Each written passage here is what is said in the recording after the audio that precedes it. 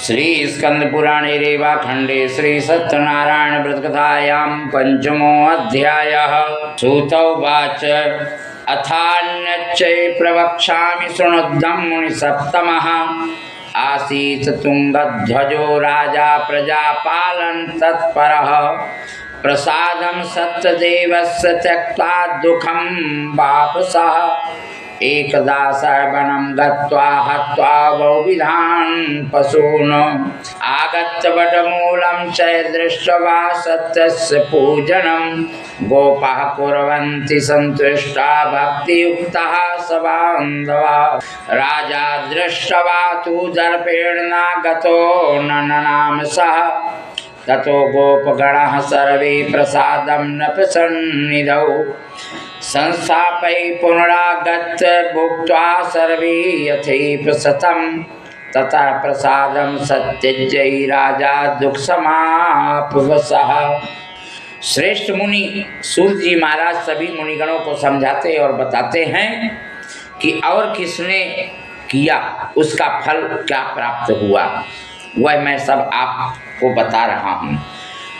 अपनी प्रजा का पालन करने में तत्पर एक तुंगध्वज नाम का राजा, उसने सत्यदेव के प्रसाद का परित्याग करके दुख प्राप्त किया।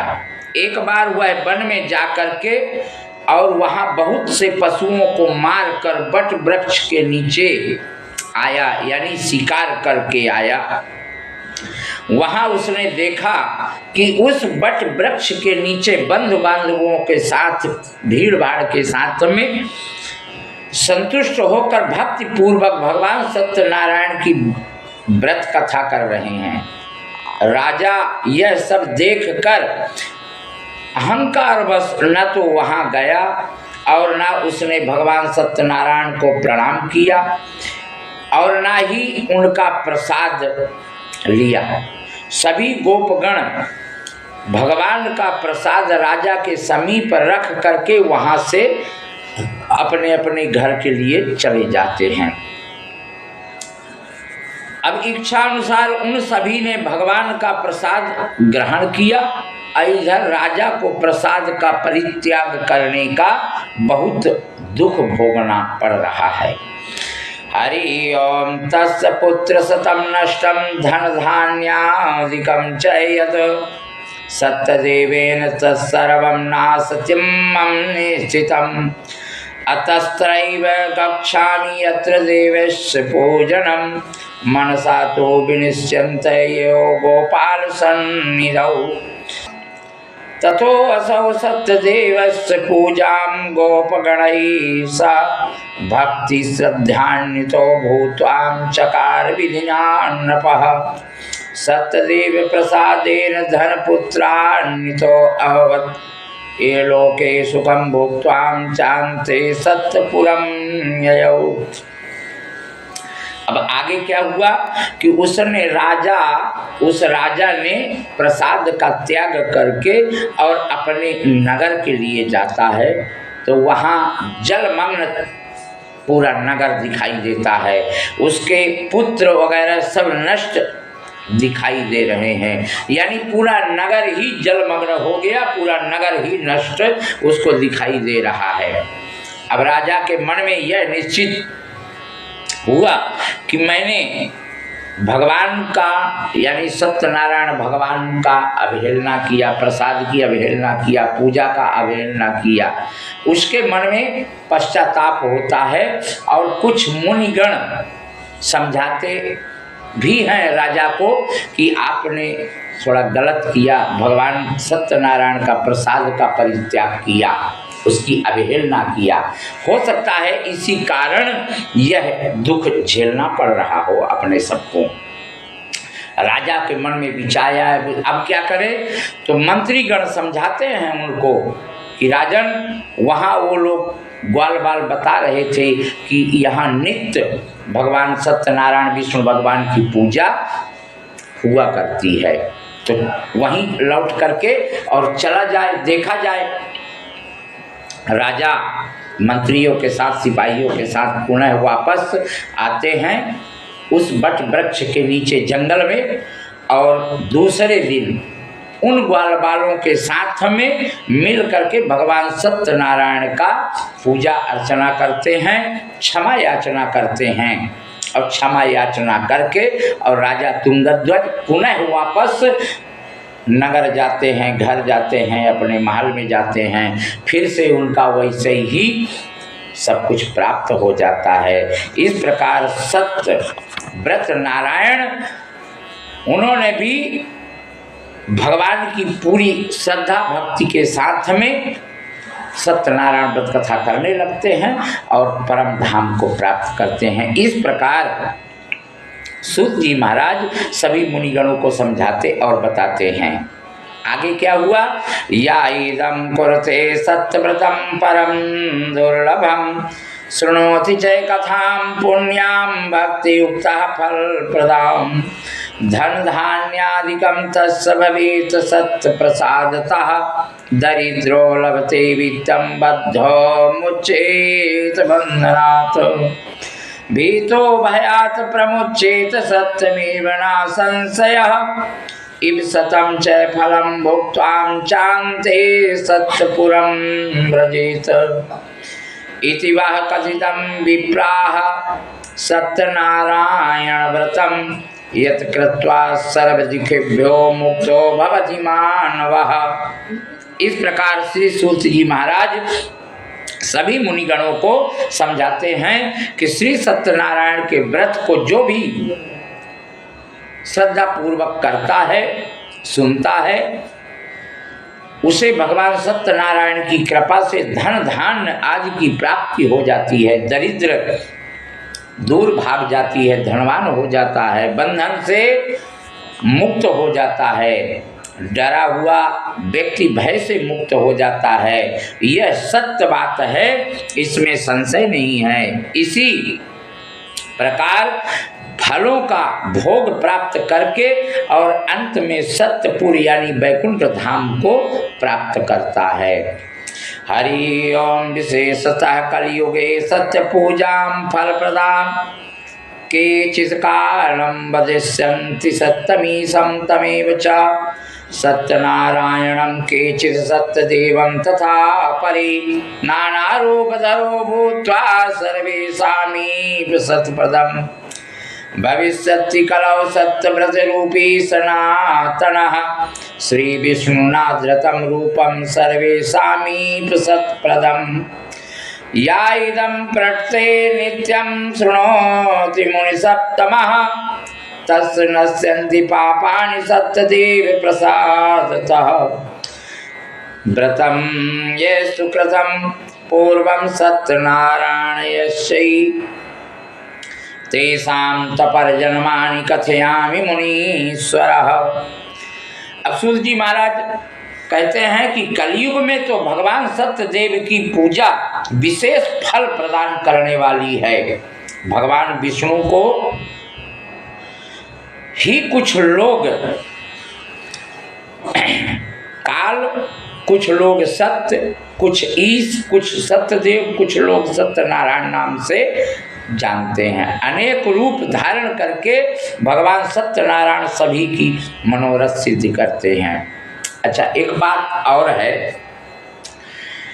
कि भगवान को, राम जी को, विष्णु भगवान को अपने घर में, अपने मंदिर में, अपने इस शरीर रूप मंच में, हृदय रूपी, आत्मा रूपी सिंहासन में बुला करके बैठाना चाहते हैं, लेकिन भगवान भी बगैर परीक्षा लिए आते नहीं हैं। भगवान राम जी को जब बुलाता है प्राणी, तो भगवान सबसे पहले प्राणी की परीक्षा लेते हैं। और परीक्षा लेने के लिए शत्रुघ्न को राम जी अपने सबसे छोटे भाई शत्रुघ्न को बुलाते हैं और कहते हैं कि भैया शत्रुघ्न, आप इस मनुष्य के मंच में देख करके आओ कि कोई शत्रु तो नहीं बैठा हुआ है, क्योंकि यह मनुष्य हमको बुला रहा है, तो आप निरीक्षण करके आओ। शत्रुघ्न खड़े होते हैं और बोले भैया हम अकेले नहीं जाएंगे। तो बोले भैया ले जाओ, किसको ले जाना है? तो बोले हम अपने धर्म पत्नी के साथ में जाएंगे। तो शत्रुघ्न के धर्म पत्नी का नाम श्रुतकीर्ति है। अभी इसका अर्थ समझिए। श्रुति माने श्रवण करना और कीर्ति माने बखान, यानी भगवान के बखान को श्रवण करने को ही श्रुति कीर्ति कहते हैं। शत्रुघ्न जो शत्रुओं का हनन करे, नाश करे, उसको शत्रुघ्न कहते हैं। तो वैकुंठ धाम से शत्रुघ्न और श्रुति कीर्ति आते हैं। प्राणी के शरीर रूपी मंच के चारों तरफ 4 शत्रु बैठे हुए हैं। कौन कौन से? काम, क्रोध, मद, लोभ। काम माने इच्छाएं। इच्छाएं अनंत होती हैं, इच्छाएं कभी खत्म नहीं होती हैं। ये प्रथम शत्रु है मनुष्य का। काम, क्रोध। क्रोध भी तुरंत आता है। काम, क्रोध, मद। मद माने घमंड। घमंड भी आदमी को जरा सा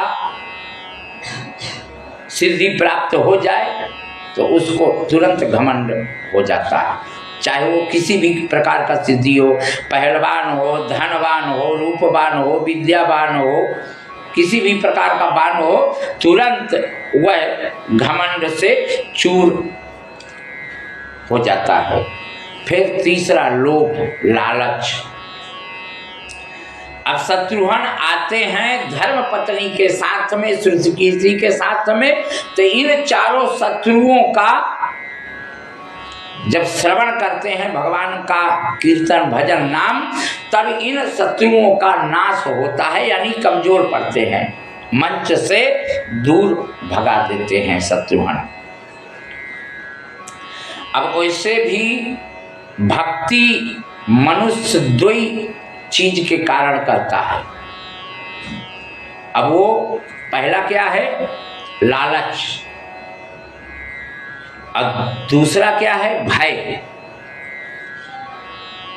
लालच के कारण भक्ति करता है, मंदिर जाता है, पूजा करता है, भगवान से याचना करता है, किसी भी प्रकार का तन मन धन चाहे जो भी हो, या कि फिर भय सताता है, किसी भी चीज का, बीमारी का भय हो, किसी अंधेरे का भय हो, किसी शत्रु का भय हो, तब भगवान की पूजा अर्चना और उनका नाम स्मरण प्राणी करता है। जबकि निस्वार्थ भगवान का पूजा अर्चना करना चाहिए। अब शत्रुघ्न जा करके और भगवान राम जी से बताते हैं कि प्रभु हमने वहां गया तो 4 शत्रु देखा, चारों शत्रुओं को मार करके और वहां से भगा दिया। बोले बड़ी अच्छी बात है, लेकिन अभी थोड़ा बाकी रह गया है, तो लक्ष्मण तुम जाओ भैया और उस मंच को साफ करके आओ। लक्ष्मण भी हाथ जोड़ करके खड़े हुए, बोले प्रभु मैं भी अकेले नहीं जाऊंगा। तो बोले आप किसको ले जाओगे? तो बोले हम भी अपने धर्म पत्नी के साथ में जाएंगे। लक्ष्मण की धर्म पत्नी का नाम है उर्मिला। अब इसका अर्थ है, सुनिए, उर माने आत्मा, मिला यानी आत्मा जब किसी चीज से मिलता है तब उसका मन से लक्ष्य बनता है। लक्ष्य मन, लक्ष्य बना मन से, तब अंतरात्मा उस चीज से मिलता है। तो चाहे राम जी से हो, चाहे श्याम जी से हो, चाहे किसी मंदिर से हो, चाहे किसी प्राणी से हो, जब तक अंतरात्मा नहीं मिलता है तब तक उसका लक्ष्य नहीं बनता है। अब भगवान के प्रति, क्योंकि भगवान को बुला रहा है प्राणी, तो भगवान के प्रति लक्ष्मण जी ने अंतरात्मा से उनके प्रति लक्ष्य बना देते हैं। किसके द्वारा? अंतरात्मा के द्वारा। वह रोज राम जी के मंदिर में जाने लगता है, नित्य संकल्प कर लेता है कि कुछ भी हो लेकिन मुझे राम जी के मंदिर में तो जाना ही है। अंतरात्मा से जब उसका बन गया तो वो प्रतिदिन भगवान राम के मंदिर में जाना चालू कर देता है, या कि भगवान के प्रति प्रेम रखना, पूजा अर्चना ध्यान करना चालू कर देता है। भगवान लक्ष्मण जी जा करके और भगवान राम जी को बताते हैं कि प्रभु उसका तो मैंने पूरा साफ करके आ गया और वह आपके प्रति मंच उसका पूरा साफ हो गया। बोले लक्ष्मण अभी भी थोड़ा बाकी रह गया। बोले अभी क्या बाकी रह गया? बोले भरत भैया तुम जाओ अब। तो भरत भी हाथ जोड़ करके खड़े हुए और बोले भाई साहब मैं भी अकेले नहीं जाऊंगा। तो बोले आप भी ले जाओ भाई जिसको ले जाना है। तो बोले हम भी अपने धर्म पत्नी के साथ में लेकर के जाएंगे। बोले ठीक है। अब भरत जी के पत्नी का नाम मांडवी है। मांडवी का अर्थ है मंडल और भरत का मतलब है भर देना। इस आरत के द्वारा मंडल में भर देने को ही भरत मांडवी कहते हैं। अब राम जी का गुणनवाद, बखान, भक्ति रूपी रस पूरे मंडल में भर देने को ही भरत कहते हैं। राम जी के द्वारा भेजे हुए भरत जी आते हैं और मांडवी के द्वारा उसके ब्रह्मांड रूपी मस्तक में राम जी की कृपा भर देते हैं, भक्ति भाव भर देते हैं। अब वह राम जी की भक्ति में लीन हो जाता है। तब जा करके और भरत जी बताते हैं कि भैया अब तो कोई कसर नहीं रह गया है, पूरा तरह से मंच साफ हो गया है, अब आप जा सकते हैं, वहां पधार सकते हैं। तो राम जी संकल्प उसका लेकर के और राम जी भी आते हैं प्राणी के आत्मा रूपी सिंहासन शरीर रूपी मंच पे लिए कि हम भी अकेले नहीं जाएंगे। तो राम जी भी अपने जानकी जी के साथ में आते हैं। तो जानकी जी कौन है? माता लक्ष्मी और राम जी विष्णु भगवान है, यानी लक्ष्मी नारायण। बाबा तुलसीदास जी ने रामायण में लिखा है कि सिय राम मैं सब जग जानी, करऊं प्रणाम जोर जुग पानी। भगवान राम जी आते हैं तो पूरे मंडल में शीतलता ही शीतलता छा जाती है और वह प्राणी सरल हो जाता है। अब सरल होने के कारण हर प्रकार का सुख समृद्धि, जब विष्णु भगवान उसके अंतरात्मा में विराजमान हो गए माता जानकी के साथ में, फिर उसको कौन सी चीज की कमी। इस प्रकार सतानंद महाराज जी को बताते हैं सूत जी महाराज कि सतानंद महाराज का क्या हुआ आगे। हरि ओम। सतानंद महाप्राग्रह सुदामा ब्राह्मणो हरिभूत तस्मिन् जन्मनि श्री कृष्णं ध्यात्वा मोक्षं वाप। काष्ठभार बहो भिल्लो गोराजो बभूवः तस्मिन् जन्मनि श्रीरामं सेव्य मोक्षं जगाम वै। उल्का मुखो महाराजो नभो दशरथोऽवतु श्रीरंगनाथं संपूज्य श्रीवैकुण्ठं तदागमत् धार्मिकः सत्यसन्धस्य सौधुर्मौरध्वजोऽवत् देहार्थं क्रकश्चैत्त्वां दत्त्वा मोक्षं वापः तुंगध्वजो महाराजः स्वयंभुवोऽवत् किल सर्वान् भागवतान् कृत्वा श्रीवैकुण्ठं तदागमत् भूत्वा गोपश्च ते सर्वे ब्रजमण्डलवासिनः निहत्य राक्षसान् सर्वान् गोलोकं तु तदायुः। इस प्रकार सूत जी महाराज सभी मुनिगणों को समझाते और बताते हैं कि जिसने भी भगवान सत्यनारायण का व्रत कथा पूजा अर्चना ध्यान किया वह संसार का सारा सुख भोग करके और अंत में वैकुंठ धाम की प्राप्ति करता है। तो बोले जो सतानंद नाम का ब्राह्मण था वह संसार का सारा सुख भोग करके और अंत में वैकुंठ धाम की प्राप्ति करता है। अब वैकुंठ धाम तो चले गए, लेकिन सूत जी महाराज कहते हैं कि जब उनका दोबारा जन्म हुआ तो 88,000 मुनिगण पूछ बैठते हैं कि हे प्रभु, अभी तो आप बोल रहे थे कि वैकुंठ जाने के बाद दोबारा जन्म नहीं होता है। बोला ऐसा तो मैंने नहीं बताया, वैकुंठ धाम की प्राप्ति होती है। तो बोले दोबारा जन्म हुआ? तो बोले सतानंद नाम के ब्राह्मण जब दोबारा जन्म लेते हैं तो वह सुदामा होते हैं और सुदामा श्री कृष्ण भगवान का सखा भाव और साक्षात भक्ति करके और वैकुंठ धाम को प्राप्त करते हैं। फिर कोई दूसरा सुदामा आज तक जन्म वैसा नहीं लिया।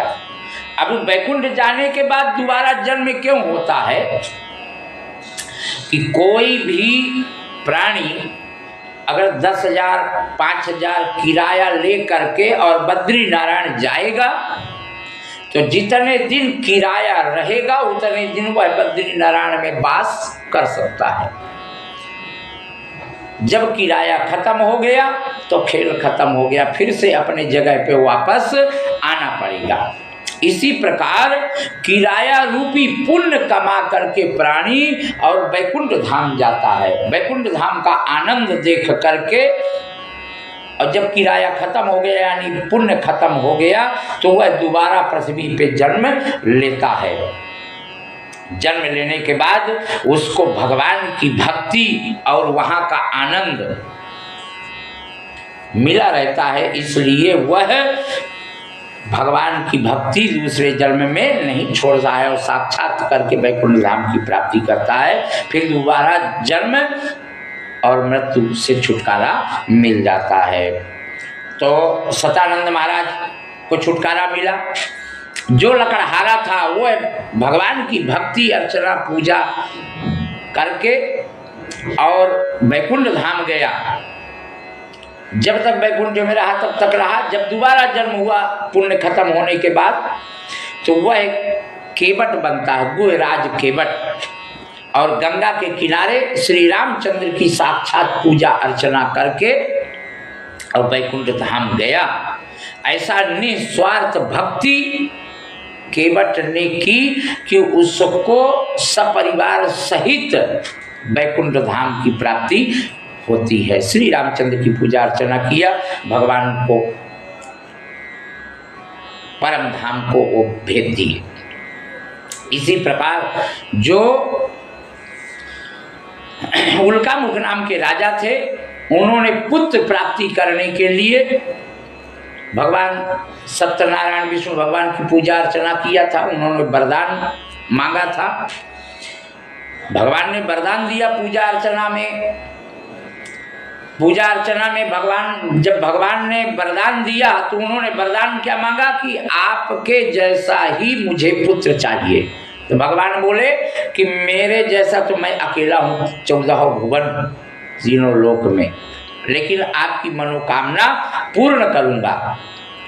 दूसरे जन्म में उल्कामुख नाम के राजा दशरथ होते हैं और उनकी धर्मपत्नी कौशल्या हुई, जिसके यहाँ भगवान राम जी का अवतरण हुआ, प्रकट हुए और सुख आनंद दे करके सदैव वैकुंठ धाम की प्राप्ति होती है।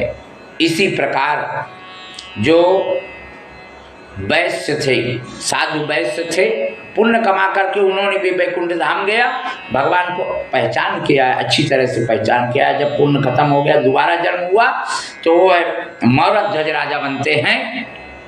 अब मौरध ध्वज के यहाँ भगवान दूसरे जन्म में कृष्ण के रूप में कृष्ण अर्जुन और अपना एक शेर लेकर के और उनके घर में जाते हैं, वहाँ भी परीक्षा लेते हैं। उसने परीक्षा में पास हो गया, अपने लड़के को भी आरे से चीर करके और भगवान श्री कृष्ण के शेर के सामने डाल दिया। भगवान सपरिवार सहित वैकुंठ धाम को भेजते हैं अपने विमान में।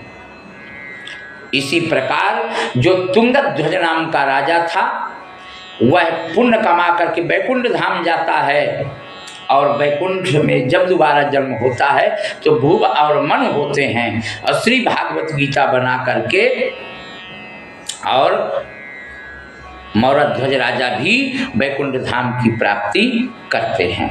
स्वयं भुव और मनु, इस प्रकार जो गोप गण थे वे सब जन्मांतर में ब्रजमंडल में निवास करने वाले गोप हुए और सभी राक्षसों का संहार करके उन्होंने भी भगवान का शाश्वत धाम गोलोक प्राप्त करते हैं।